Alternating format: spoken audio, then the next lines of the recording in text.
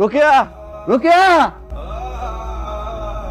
তাই পেলো আয় আয় ওই লেখো এটা ভদ্রলোকের বাড়ি, চিল্লাচিল্লি করিস না। চাচা আমি তো আমার বউ লইতেছি।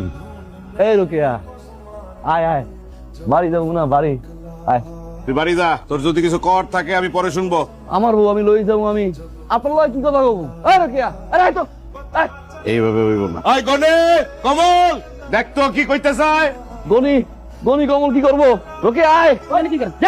গনি ভাই গনি ভাই আমার কমল ভাই, আরে তোর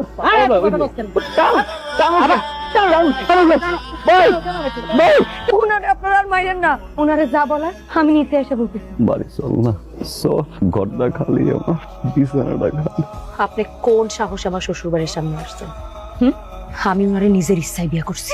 এই পাগলের বাচ্চা, বছরের মধ্যে যে এতদিন পাগল থাকোস, আমার একটা বারো কইছিলি? মিথ্যা কথা বললো, ধোকাবাজি করে আমারে বিয়ে করছি। তোর মতো পাগলের বাচ্চার সাথে কে সংসার করবে? তুই যা এখান থেকে, আর কোনোদিন আমার শ্বশুর বাড়ির সামনে আসবে।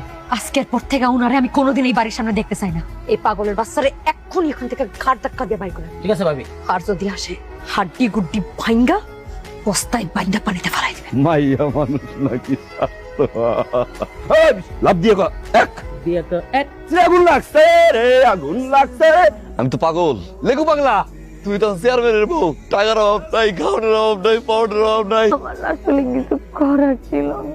ডরাইছেন, শুনতে পারেন না, লেখু পাবে একদিন কইছিলাম নৃত্য শিখছি।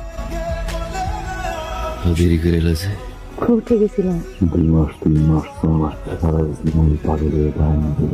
আদা পাগলালে করে হয়তো ডাক্তার সুস্থ করতে পারবো, কিন্তু তোমার জন্য যে পুরোটা পাগল, এটা তো পৃথিবীর কোনো ডাক্তার সুস্থ করতে পারবো না। এটা সুস্থ করবো কে? কয়দিন